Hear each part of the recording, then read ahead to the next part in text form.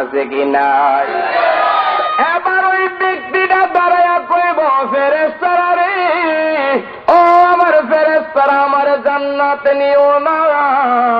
যেই লোকটার বিনিময়ে আমি জাহান্নাম থেকে জান্নাতি হয়ে গেলাম, ওই লোকটার পরিচয় আমার দরকার। এবার ওই ব্যক্তিটা দাঁড়ায়া কইব, গো আল্লাহর বান্দা, তোমার পরিচয় কি? তোমার ঠিকানা কি? তোমার ছোট্ট একটা কাগজের বিনিময়ে জান্নাতি হয়ে গেল, ওই কাগজের টুকটাটার মধ্যে কি লেখা? এবার আপনার নবী, আমার নবী কইব, উম্মত রে,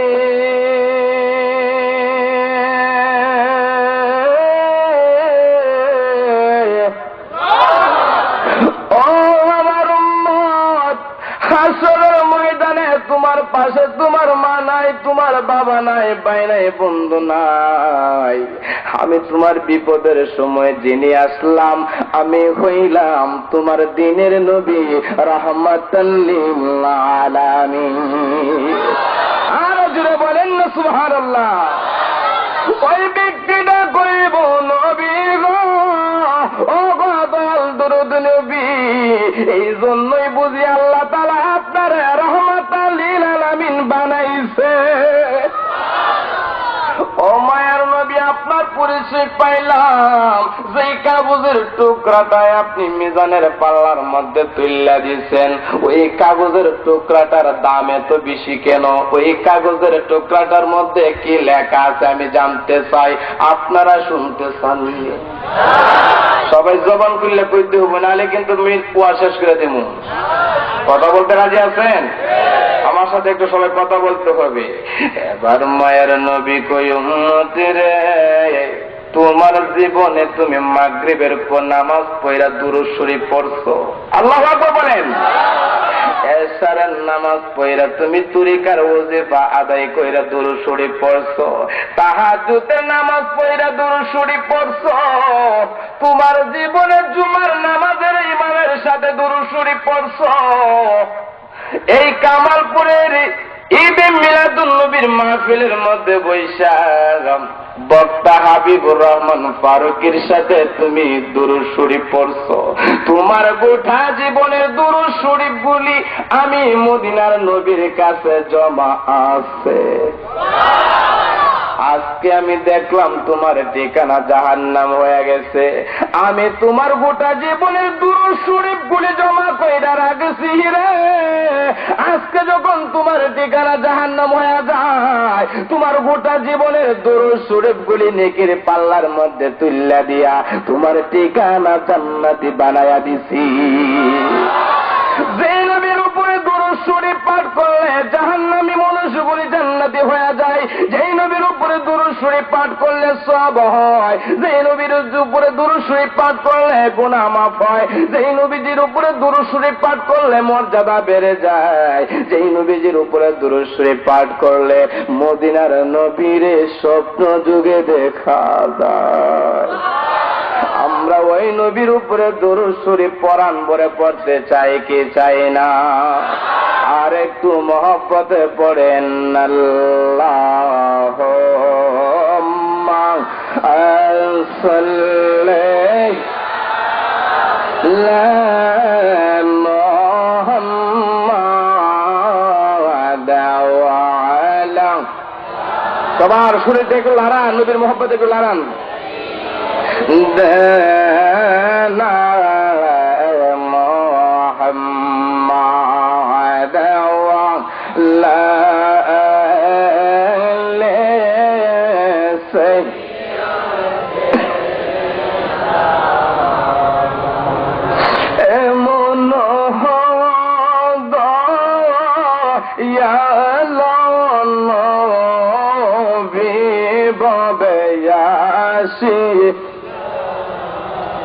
এমন দয়া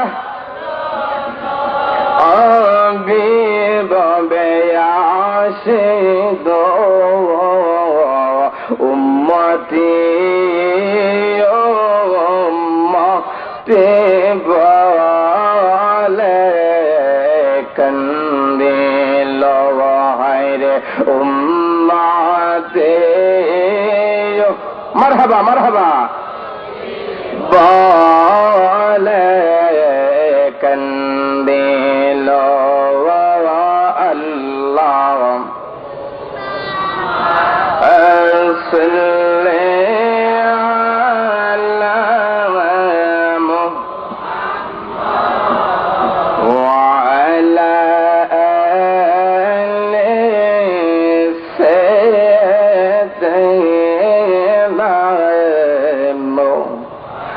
জিকির করুন লা ইলাহা ইল্লাল্লাহ লা ইলাহা এক সাথ লা ইলাহা ই মোহব্বত লা ইলাহা জবান খোলে লা ইলাহা ভালো লাগে লা ইলাহা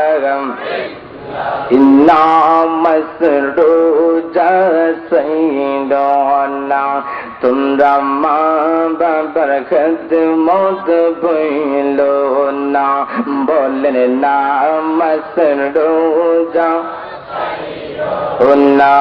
তোমরা মা বাবার খিদমত ভুলো না আমার নবীর দুরূদ সাইয়্যিদনা বাইরে নবীর দুরূদ সাইয়্যিদনা নবীর মিলাদ কিয়াম বইলো না লা ইলাহা লা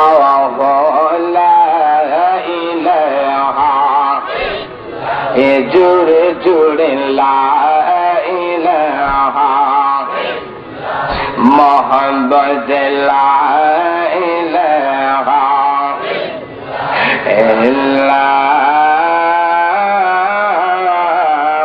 ইলাহা ইল্লাল্লাহ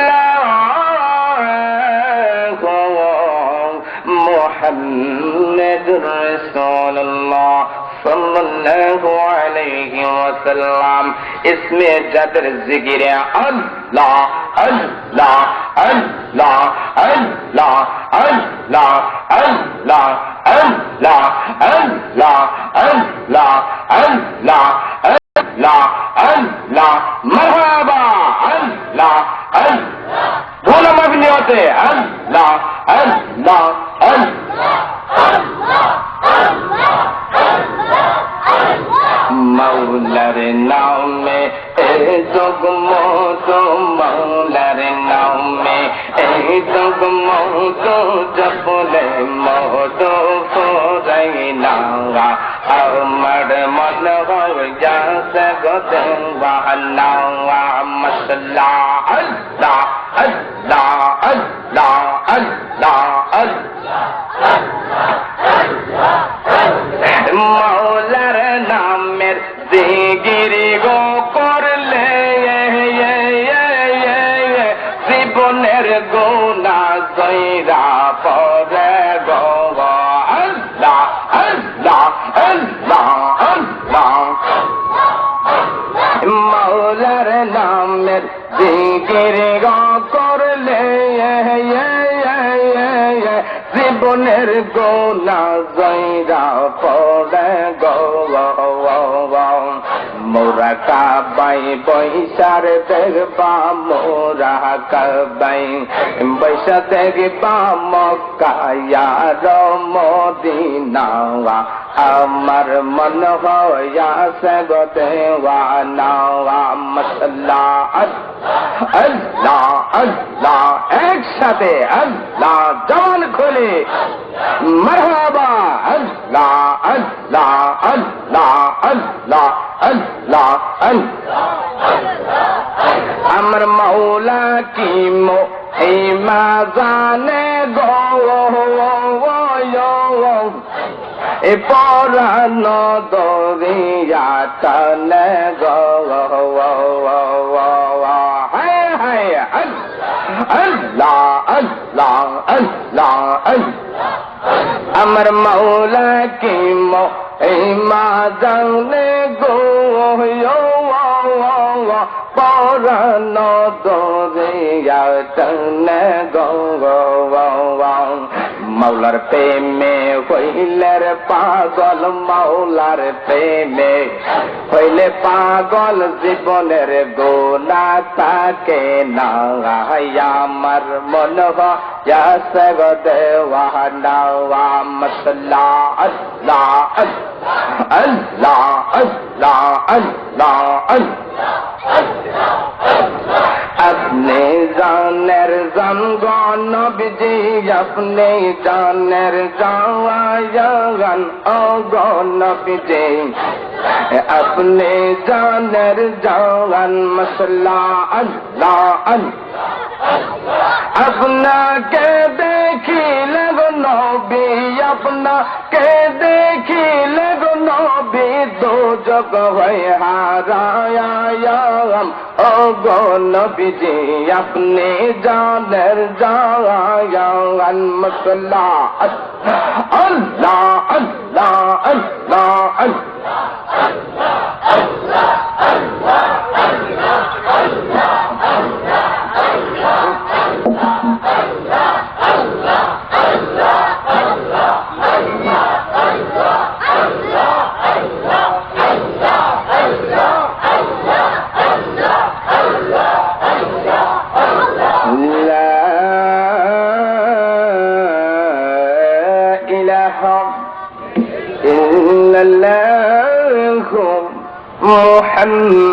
মুহাম্মাদুর রাসূলুল্লাহ সাল্লাল্লাহু আলাইহি ওয়াসাল্লাম চিৎকার দিয়ে বলেন আল্লাহু আকবার মায়ার সুরে বলতে হবে ইয়া রাসূলুল্লাহ মহব্বতের সুরে বলতে হবে ইয়া হাবিবাল্লাহ ভালোবাসার স্মরণ নিয়ে মন নিয়ে বলতে হবে ইয়া উলি আল্লাহ কামালপুর পবিত্র ঈদ মিলাদুন নবী সাল্লাল্লাহু আলাইহি ওয়াসাল্লাম উদযাপন কমিটির উদ্যোগে অষ্টম বার্ষিক ঐতিহাসিক সুন্নি মহাসম্মেলনের সম্মানিত সভাপতি জনাব হাজী মোহাম্মদ মোগল মিয়া সাহেব, সহ সভাপতি মাওলানা শামসুল হক তালুকদার সাহেব, আল্লাহ পাক সহ সভাপতি ওনাদের দীর্ঘ হায়াত দান করুন, সবাই বলেন আমিন। আজকের মাহফিলের বিশেষ অতিথি হযরত মাওলানা শরীফউদ্দিন নুরি সাহেব, প্রধান বক্তা পীরজাদা, যার মাধ্যমে আপনারা আমাকে দাওয়াত করেছেন। আজকের মাহফিলের যিনি বাদ আসার আলোচনা করেছিলেন পীরজাদা আশিকে রাসূল মাসুক এলাহি মুজাহিদ আলে সুন্নাহ হযরত মাওলানা শাহ সিদ্দিক আহমদ আনোয়ারি সাহেব, বাজুকা দরবার শরীফ, কিশোরগঞ্জ। বিশেষ বক্তা হযরত মাওলানা কারি নুরুদ্দিন জঙ্গি সাহেব সহ পুষ্ট সৌজন্যে রুহুল আমিন ও ফারুক হুসাইন।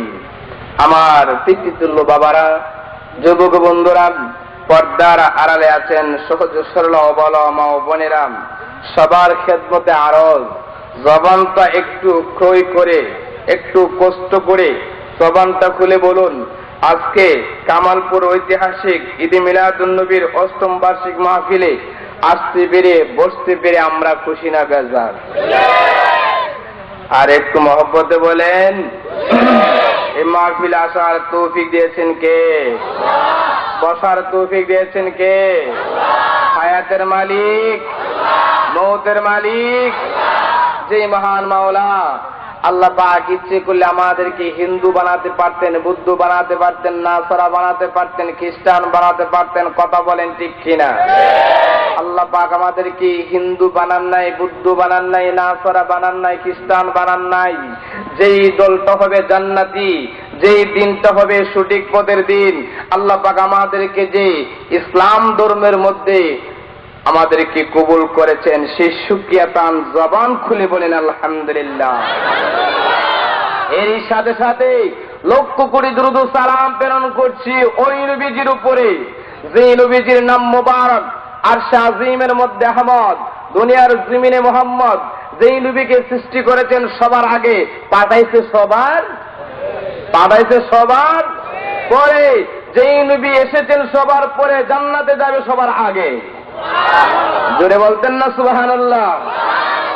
নবী কয় আমি জান্নাত উদ্বোধন করব, আর আমার উম্মতের মর্যাদা ইজ্জত পাওয়ার এমন আদম সিফুল্লাহ থেকে ইসরহুল্লাহ পর্যন্ত সমস্ত নবীর উম্মতের হাসরের ময়দানে অপেক্ষায় থাকবে। সমস্ত নবীর আগে উম্মত মুহাম্মদের জান্নাতের মধ্যে কদম লাগবে। চিৎকার দিয়ে বলেন সুবহানাল্লাহ।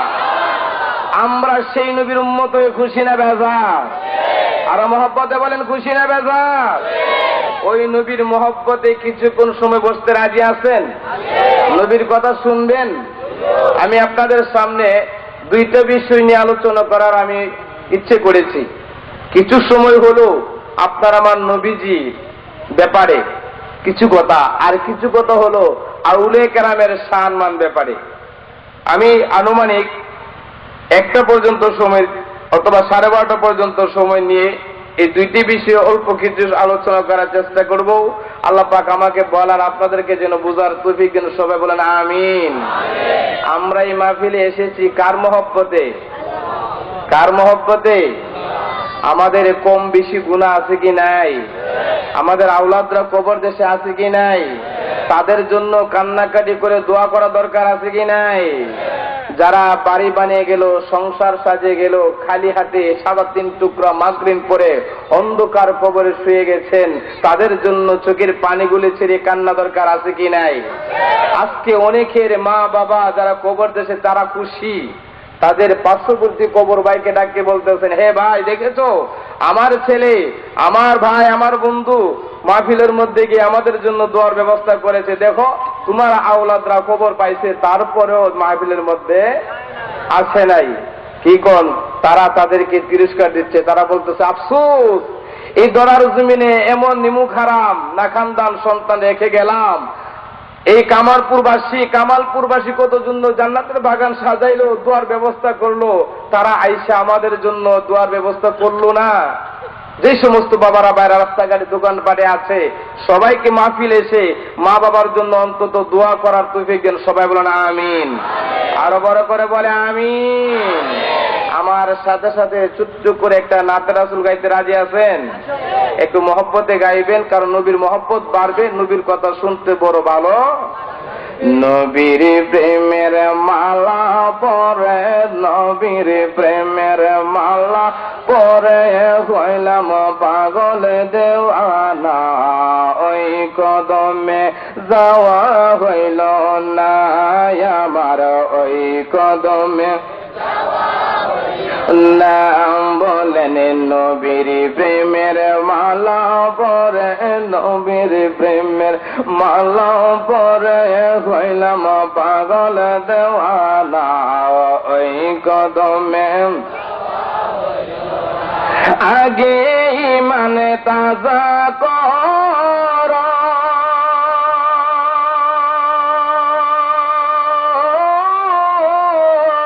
পরে নামাজ রোজা রাখ। ঠিক কি না? কথা বলেন ঠিক কি না? নবী 13টা বছর মক্কার জমিনে কিসের দাওয়াত দিয়েছেন? ঈমানের দাওয়াত। কিসের দাওয়াত? আগে নামাজ রোজা হজ যাকাতের কথা দাওয়াত দেন নাই। আগে কি? ঈমান। আপনি মাছ মারা গেছেন, আপনার এই যে ঝুড়ি যেটার মধ্যে মাছ তুইবেন, মাছ জালির মধ্যে বালু উঠতেছে, মাছ ডুলার ভিতরে ভরতেছেন, বিদায় বেলা সন্ধ্যাবেলা বলতেছেন কি মাছ তো অনেকই মারলাম, ডুলা মনে বইরে গেছে গা। বাড়িতে আসতেছেন, তলা নাই, মাছ কি একটা থাকবো? কথা বলেন থাকবো? কিল্লি গিয়া কি নাই? তলা নাই। ঈমান ছাড়া আমলের কোনো মূল্য। এই জন্য কি আমলকে ছেড়ে দিবেন না? হুজুর ঈমানটা আন্দা দিয়ে দিল্লাহ আমল সার করার দরকার আছে কি না? আগে হলো ঈমান, পরে হলো নামাজ। তাই তো আশেক বলতেছেন, আমার কথাগুলো একটু ফ্লো করবেন। আগে ঈমানে তাজা কর, পরে নামাজ রোজা রাখ। গো ইমান হইল নূর নবীজি ইমান হইল নূর নবীজি কোরআন হাদিস পড়ো না ওই কদমে যাওয়া হইল না আমার ওই কদমে সবার শুনতে ক্লারান